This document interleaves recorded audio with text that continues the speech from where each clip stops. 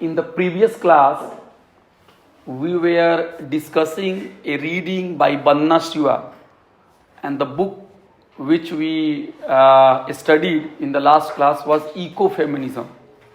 I told you that it was published by Z Book, and ecofeminism is a very important concept, and through ecofeminism you will be able to critique the model of development which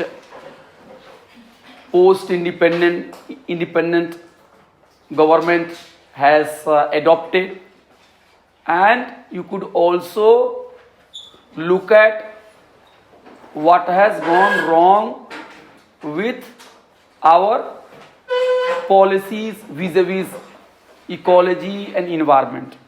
In the previous class, we discussed some concepts like a capitalist patriarchy, and basically Bandana Shiva argued that if you look at the neoliberal economic policy, the economic reforms, privatization, globalization, which were implemented in 1990s in India, you would see the rise of violence against women. And she has given the example of rape cases. And if I remember it correctly, she said that after 1990s, the cases of rape have increased 240%. So basically, she is trying to link that modern economic model, particularly neoliberal policy, privatization, globalization, they are working against the rights of people. They are working against the interest of, let's say, environment, and the only concern of this economic model is to extract more and more profit.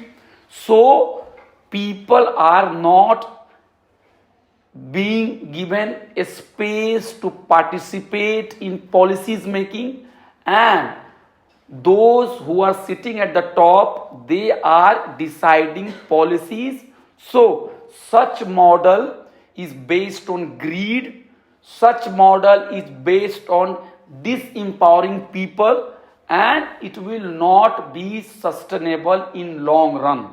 So she is basically criticizing this capitalist patriarchy, and she is talking about an alternative model that would be humane, that would be ecologically sustainable, that would be peaceful, and while critiquing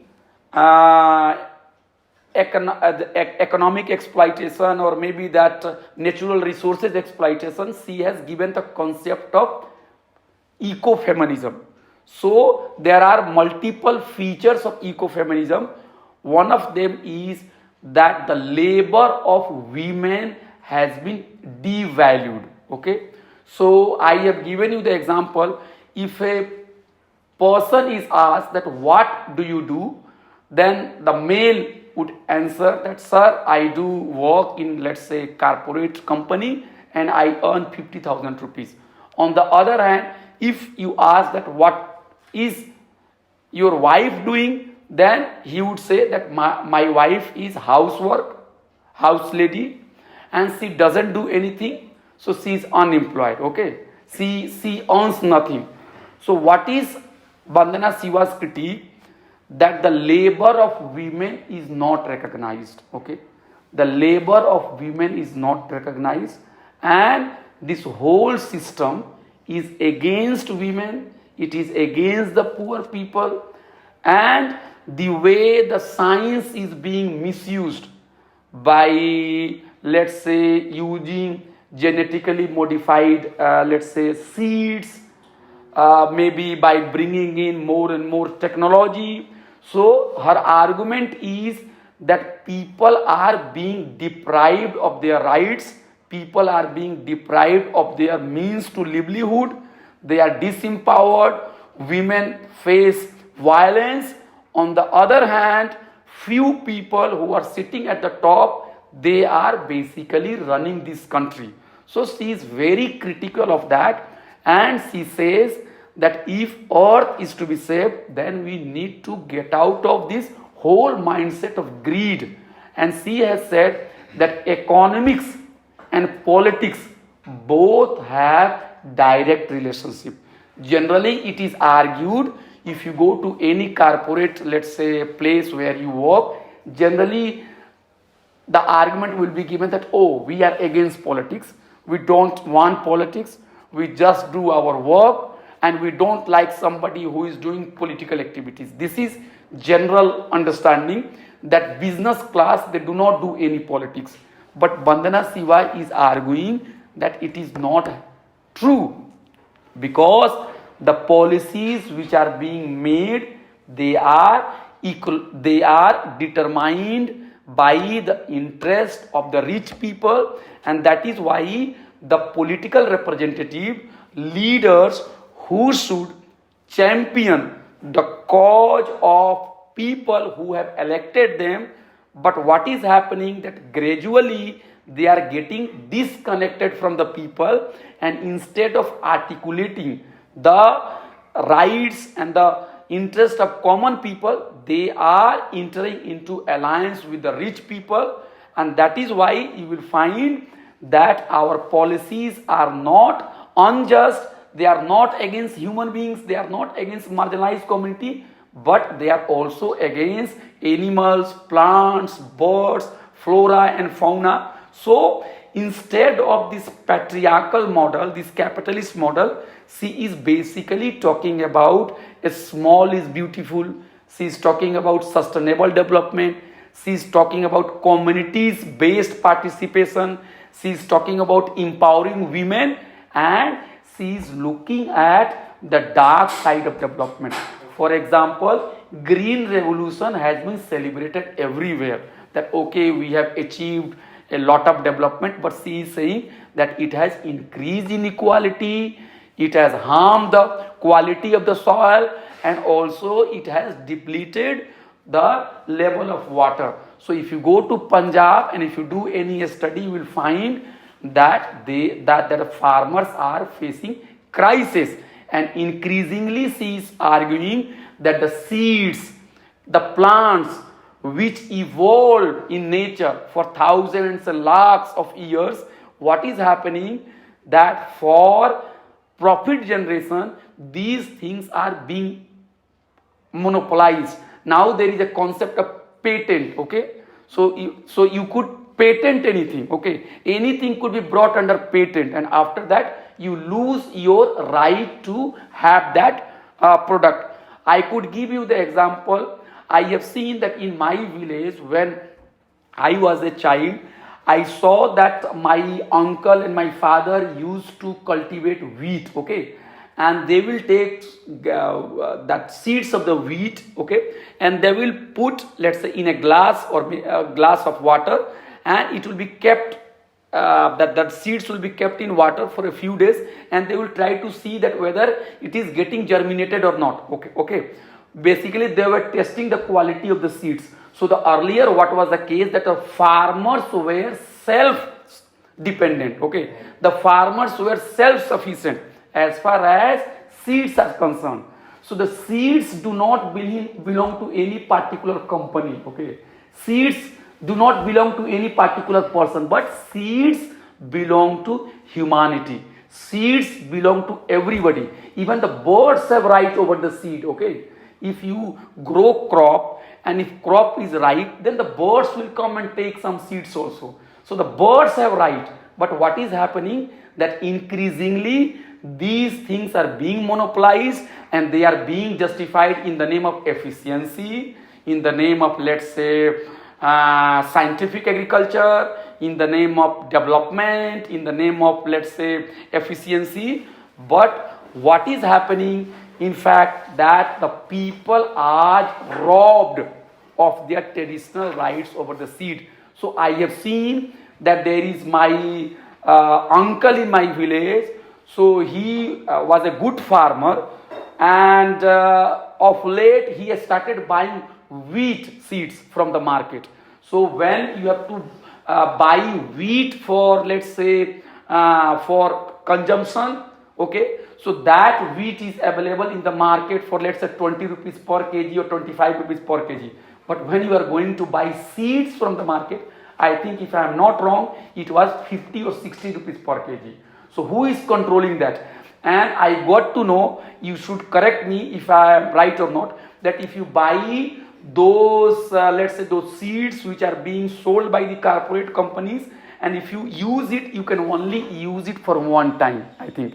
They cannot be used next time for growing, for cultivating weeds. So what is happening? That you are disempowered, okay?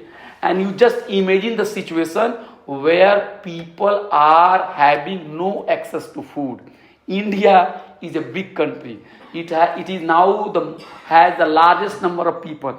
It has got largest population. Okay, we have gone ahead of China. So food sufficiency is very important part of our life. You have seen Kisan Andolan. Okay, farmers agitation. And what was the concern during the farmers agitation? That the very idea that the corporate players and their entry would bring about more efficiency in agriculture, it will bring more technology in agriculture.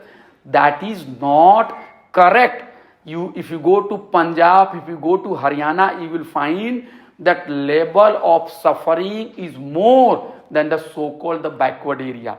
And there is an argument by anthropologists that Adivasi did not have access to, let's say, 1,000 types of crops, and when they lived in backward region, which we call that, okay, they are living in backward region, but they never had starvation. But once modern time has come, Adivasi people started having a starvation. You understand this point? Generally, Adivasi is called that, okay, these are backward people, they do not know anything, oh, all the time they are looking for food, they have no time to read and write and to develop their community, so they are backward, they must be brought to the mainstream, developmental projects should be done in their areas, agriculture should be promoted. These type of mentality started in colonial time. You understand very well James Scott's reading, we have already done that how in modern time scientific forestry was developed, scientific agriculture was developed, and the new terms were coined. For example, crop and weed. Nature has not called anything crop, and nature has not said anything weed. We are calling weed because that plant is not useful for us, and us means corporate players. Okay. So everything is being produced for selling in the market. So Vandana Shiva in this reading is saying that our society has been reduced to economics, our democracy has been reduced to economics, and our economics has been reduced to market. So the market is everywhere. So if some plants can be easily sold to market and you could earn profit, then that plant was called timber, crop, commercial crop. But the plant which is not useful for you because you cannot get profit from that, so then it was said, okay, these are bad things, these are weeds. Okay, so the weeds are demonized and timber is praised, that okay, timber is needed for development. She is basically critiquing that model. So if you look at Adivasi community, Adivasis tribes, they were living in their habitat, they had their problems, but they were at least living in their own community, they were managing their whole affairs. But when the Britishers came and they were being driven by the idea of physiocrats, and the physiocrats in economics, they argue that if there is any natural resources and if that resource is not used, then that resource should be snatched and it should be given to somebody who could better use it. For example, if you have a land, okay, and in your land you are only growing 2 crops, okay, or one crop in a season. But tomorrow, if somebody claims that the same land can be used for growing 4 crops, then the physiocrats would say that okay, give those lands to the person who could grow 4 crops, because in this way you could have more and more wealth.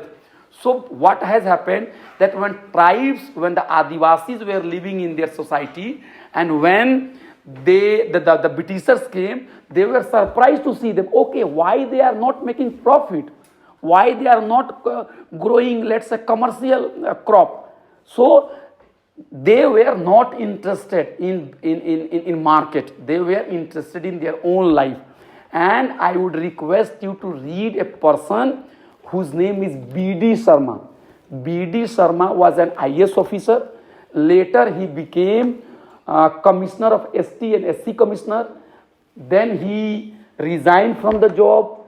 He became activist. He lived among Adivasis community. His interview is available on Doordarshan. You could find it on, let's say, Google. If you write B.D. Sharma, Brahmdev Sharma. So the Brahmdev Sharma has said 2 things which is very important in his writing. Once he was traveling and meeting some Adivasi community, he asked one Adivasi person, hello, how much that crop you have grown, you have got this season? So he said, sir, I have got a lot of paddy. So he said, okay, so have you sold it in the market? How much money you have generated? Then the person, Adivasi person, had said, should paddy be sold in the market? Why should it be sold? So the paddy he has used it, and the paddy which he has found that it is more surplus, he has distributed it among his people, his community. Why it should be sold? So this is very profound statement, that why something should be sold always.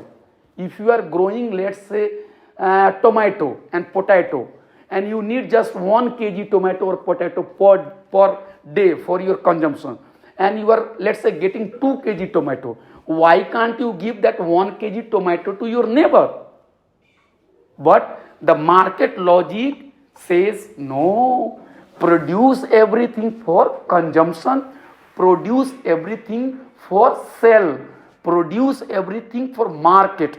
And when you have the logic of market, then the logic of people and their interest would be over, and your only concern would be to earn profit, to earn profit, to earn profit. And that is how everything is now turning into commodity. There is a term which is used, commodity. It's a very philosophical term, but if I have to give the definition of commodity, if anything is turned for exchange, if everything is produced for exchange, then it takes the shape of commodity. So today, now things are increasingly becoming commodity. Earlier food was not commodity, food became commodity. What was not a commodity, water became commodity. Now air is becoming commodity. Maybe sunlight will become tomorrow commodity. Even people would not be allowed to even walk. Maybe the land will become a commodity. And it is becoming commodity because there are some prohibited areas. If you go to Residential Welfare Association, you will find that they will erect wall, and even you are not allowed to walk on the pavement, and even they will capture the road. Okay, at night from 10 o'clock you can't pass through the locality. So it is happening, it is happening. So this is the concern of Bandhana Shiva, that market is deciding everything. Market is the driving force. So instead of market, instead of greed, instead of capitalist development, instead of the rule of the few, she is basically talking about people. She is speaking against patent culture. She is speaking against monopoly culture. She is speaking against, let's say, believing that nature is something which must be dominated. So our way to approach nature should be in a way that we should consider nature as your friend. You should consider animal as your friend. You cannot have a policy towards nature or animal as if that they are made for you only. Birds are not made for you. Trees are not made for you. So what she is trying to say, she is trying to show a connection between the kind of economic development and the kind of policies, the kind of let's say economic model, the development model, and the suffering. So basically she is critiquing economic model, she is critiquing science, and in the name of science many bad things are happening. See, science has become an ideology, science has become a religion, okay? And I could give you can do a term paper during corona time, what kind of the scientific statements were given by big scientists. They supported establishment position. Whatever government decided to do, it got the approval from the scientist, okay?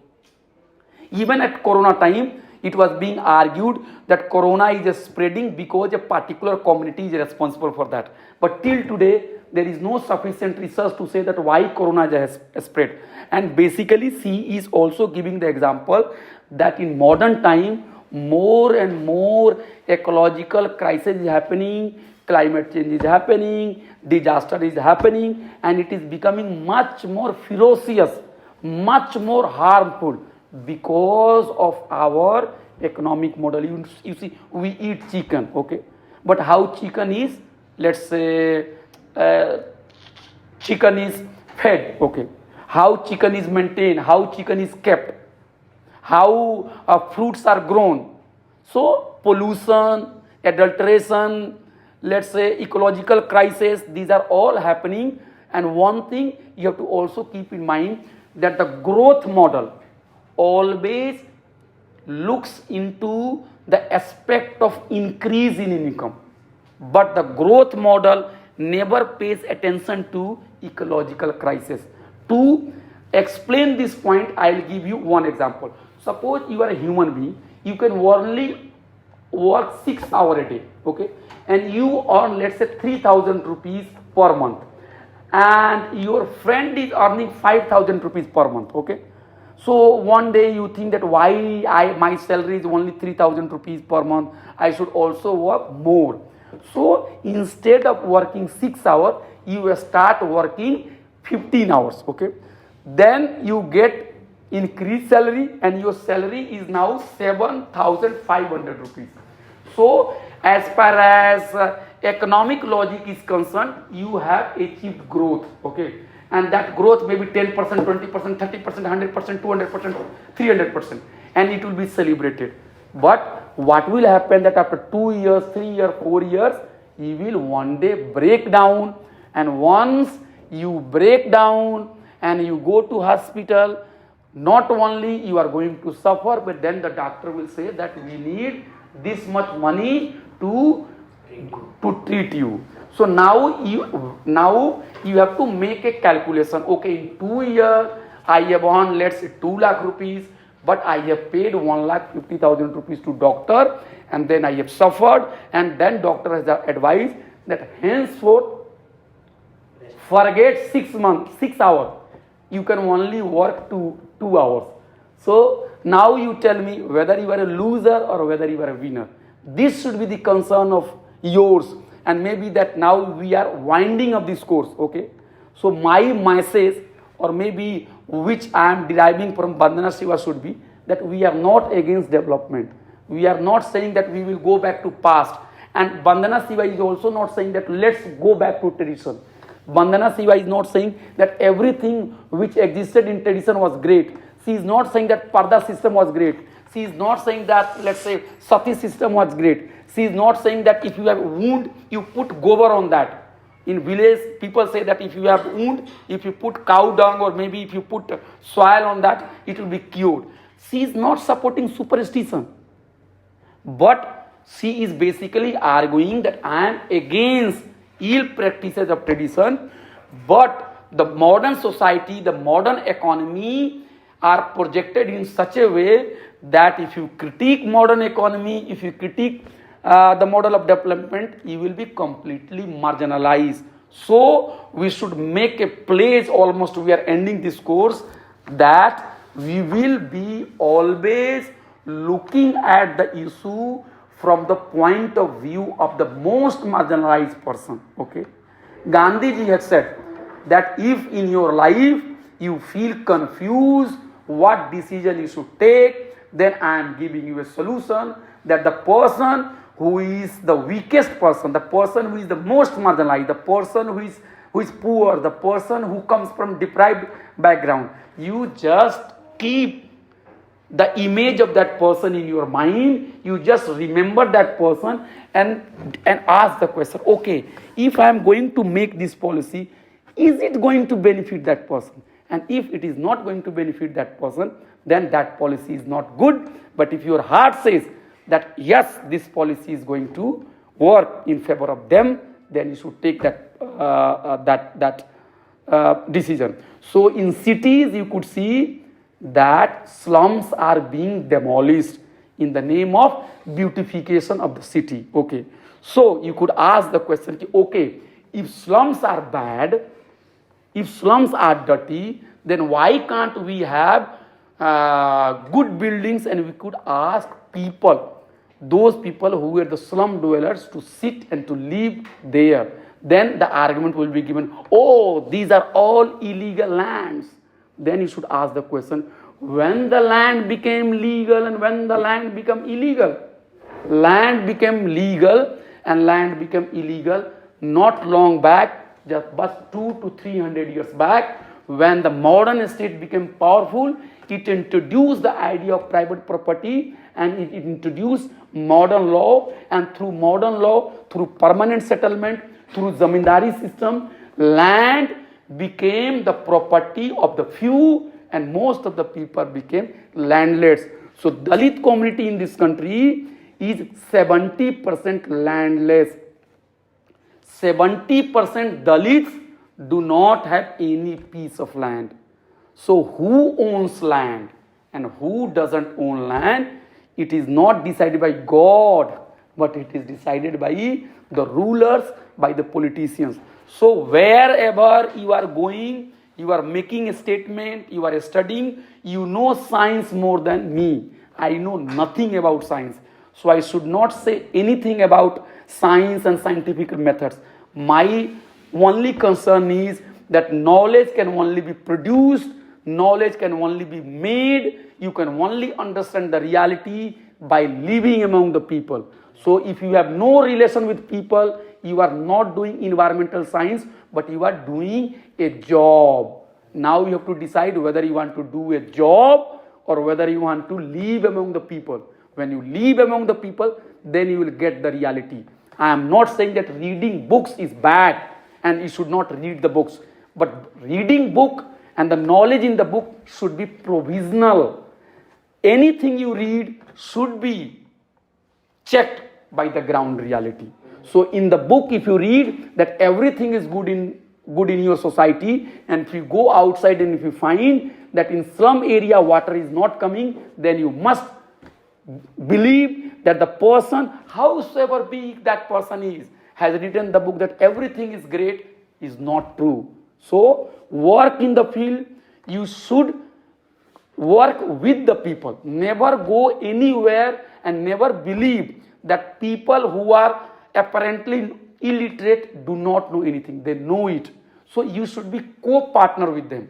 And you must respect people on the ground. Communities should be incorporated.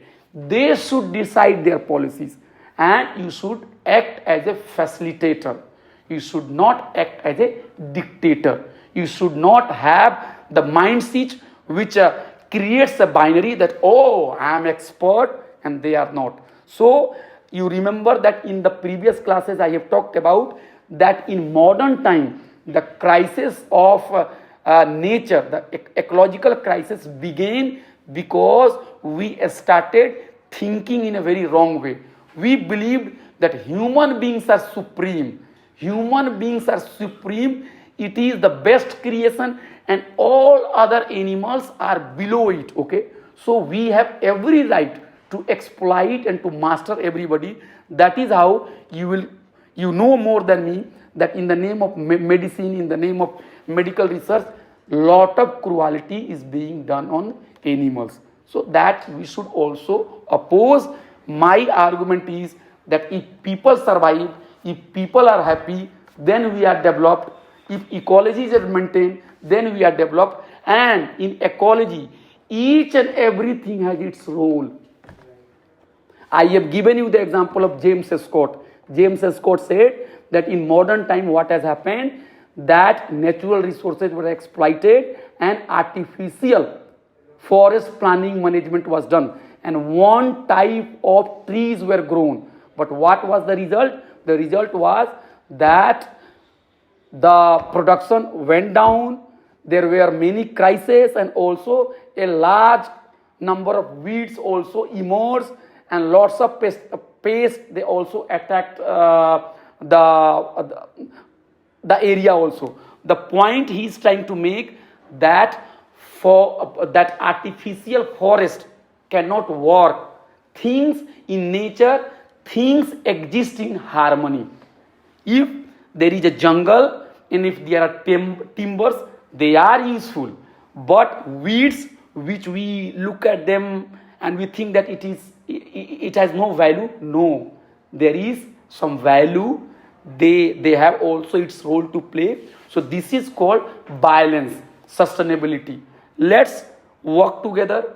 This is my message. Never have this feeling in your life that you know more.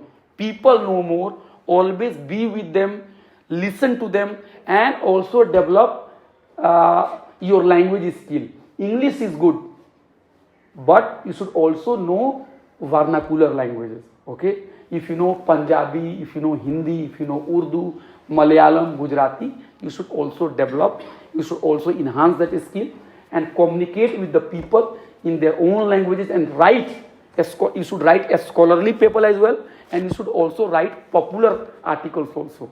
Because scholarly articles are good because it will help you in your career also, but popular writing is also important. Write on your, let's say, a small newspaper, maybe blog, in a peaceful way, in a coherent way, in a rational way, and read newspapers and read magazines also, and keep an eye on what is happening. Develop your interest, specialize in a particular field, but at the same time you should also have idea about general thing. So never ever believe that politics I have nothing to do with. Why should I read stories about politics?